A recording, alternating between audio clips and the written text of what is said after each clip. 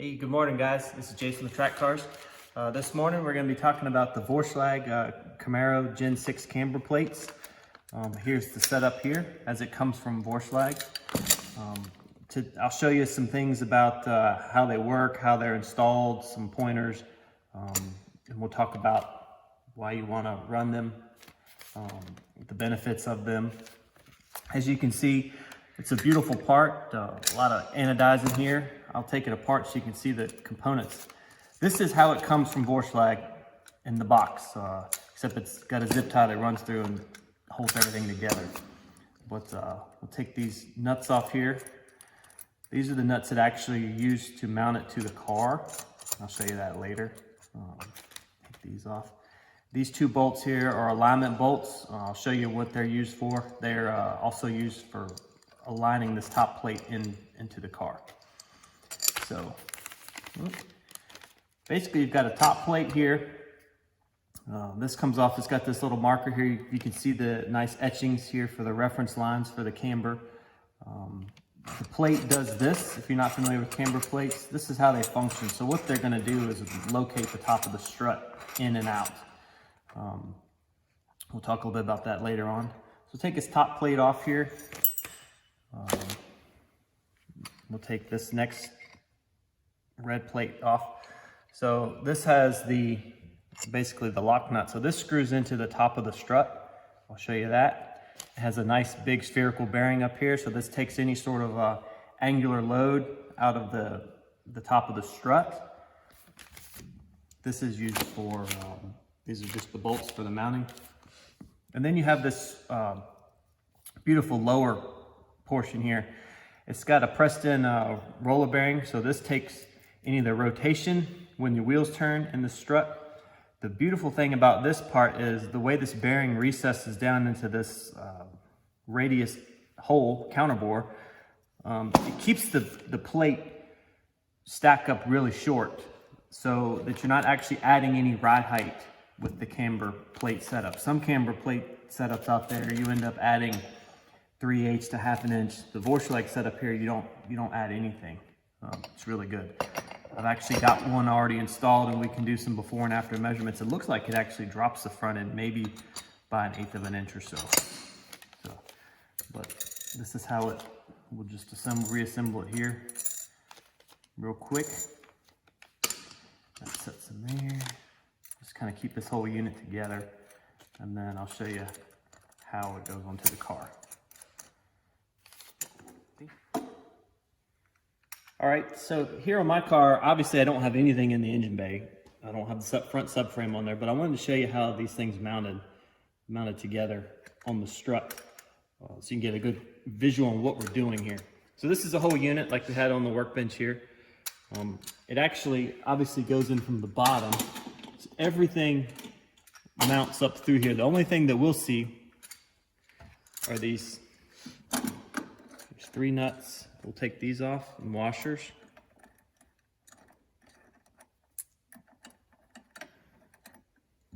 Get these washers off here.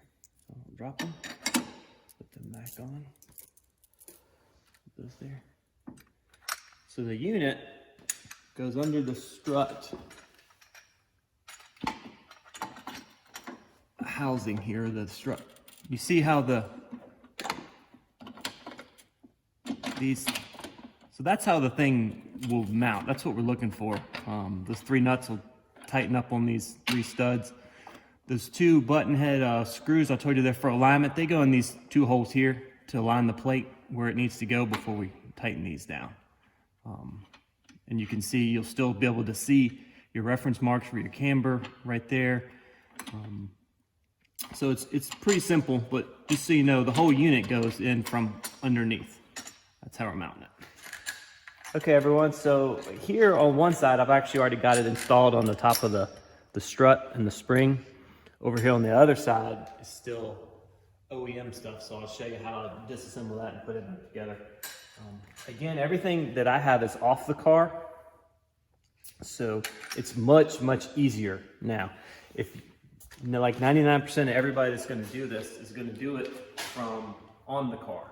So I'll show you over here what you want to end up taking loose. I would recommend taking this whole strut off the car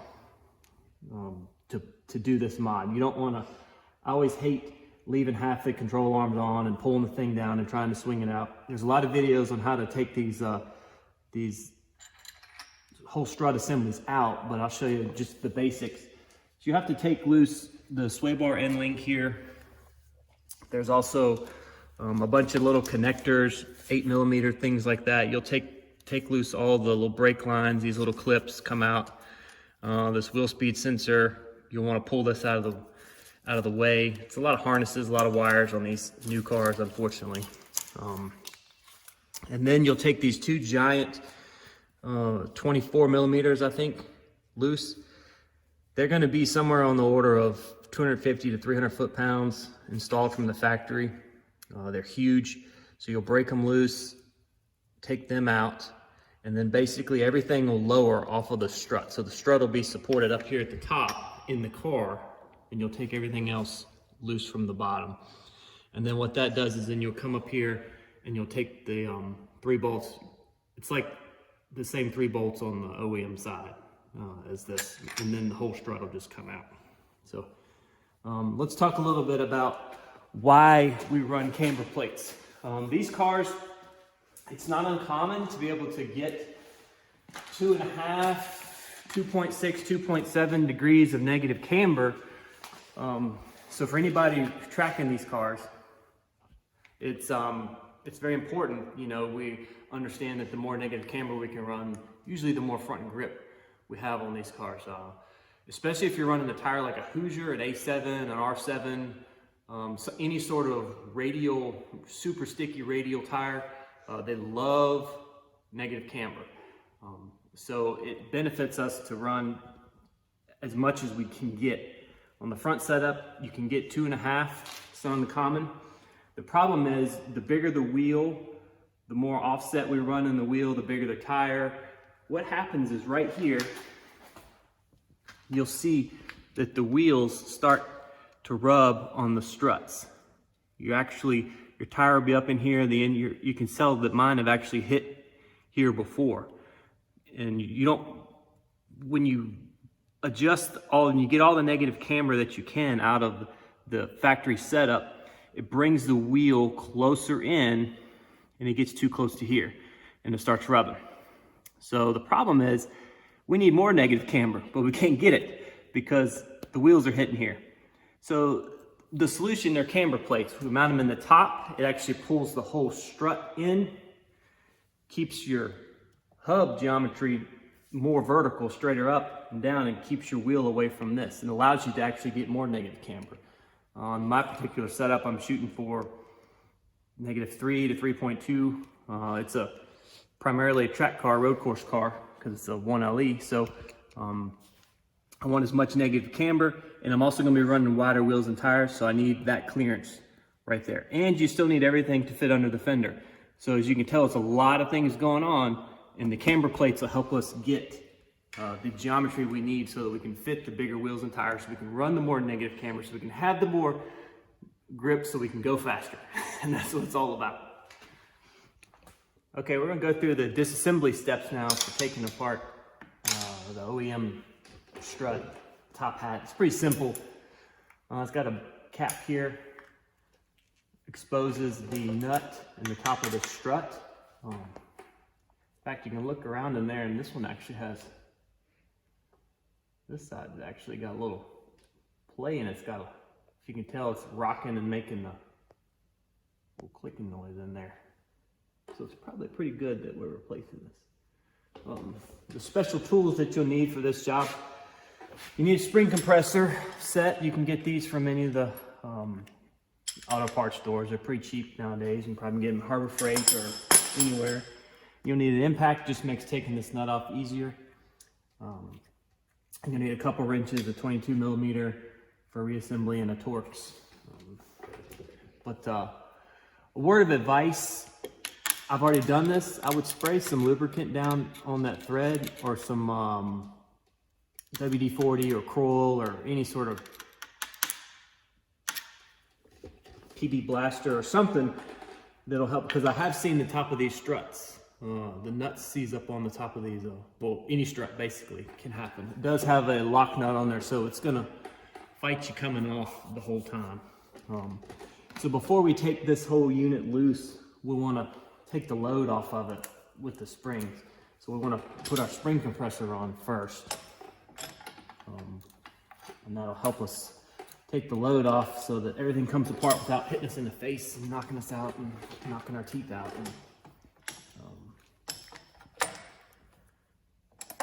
put this spring compressor here.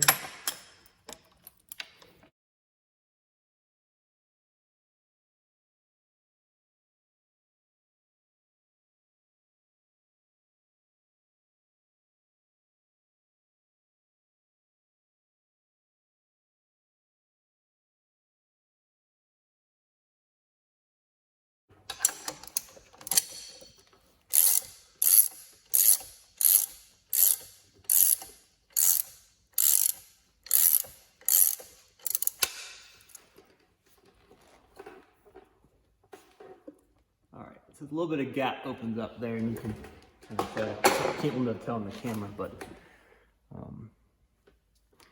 so here's where we'll put our 18mm socket on with the impact.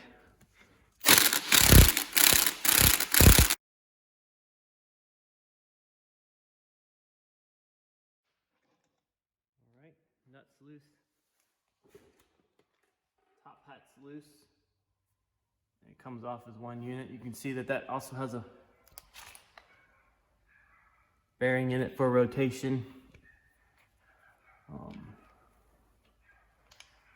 We won't reuse any of this stuff.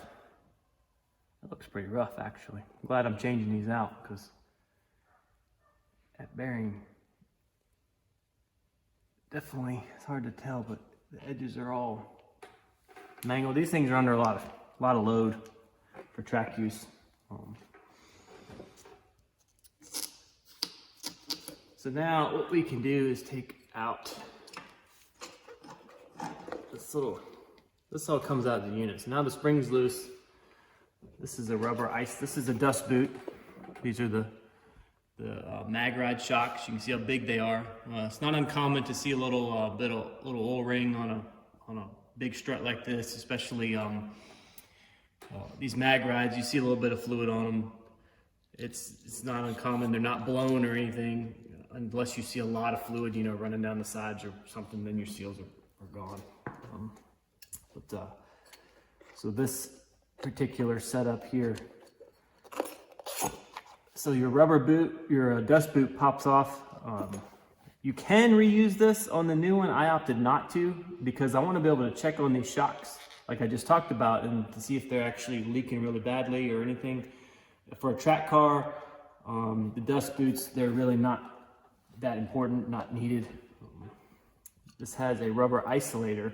We will reuse this, because this mounts between the spring and the new housing, or the new camber plate. And then this is the old top hat here. We won't reuse any of this stuff here. So. All right, here's our new setup. Just grabbed it from the workbench, just like we talked about. Still the same thing. Here's the rubber isolator, spring isolator, that we'll reuse. So that'll go inside of this top coil here, just like that. It's just a rubber bushing. We'll take this off here, because we don't need that right now. So this whole unit will slide over the strut, and this nut here will thread onto the top of this and pull the whole unit down together. Another piece of advice that I'll give you, I have seen guys on these actual cars take impacts to this right here, and as soon as it run down and impacts, because this is not a lock nut, it's not anything, it hard stops inside here and it snaps the top of the strut off. Let's not do that, because then your strut's trash. Then you have to replace the whole thing, and these mag ride things are not cheap. So I use a wrench, I use a Torx, we put it in there. You see a little Torx cutout. to keep it from rotating, and then we just put a little bit of torque on this. So we don't use an impact, we put this thing back together. That's my word of advice. I know some guys have done it and been successful, and some guys have done it and snapped the top of their struts off. So we're probably going to find out here if you have to compress this spring a little more.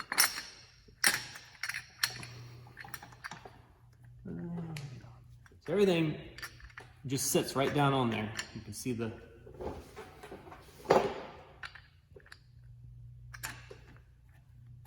it literally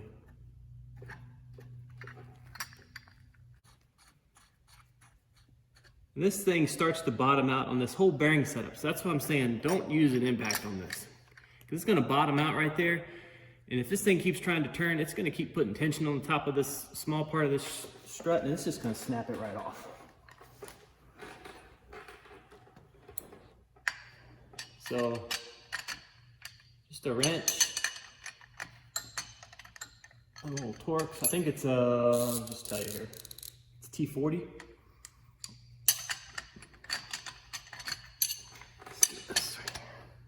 And a 22 millimeter for the nut. Oops. I get them pretty snug, but you don't have to get them super. There we go. That's all we're looking for, because it still rotates. It's captured inside the new bearing. And when it goes on the car, we'll put, make sure you got it spun correctly, because you want this little arrow here pointing to your marks. And then when it goes on the car, it goes on just like that.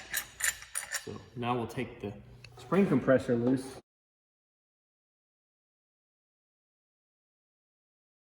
And like I said, I know I'm cheating because I have it off the car, but if you take the whole strut off like we talked about, it'll be just as easy for you.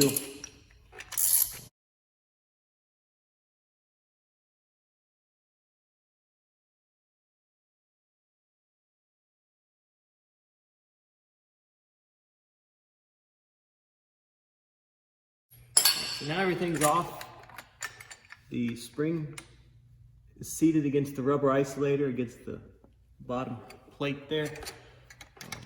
Everything moves around. It's got float and compliance like it's supposed to, because these struts do change. They move around when the car is steering, it's going over bumps, everything.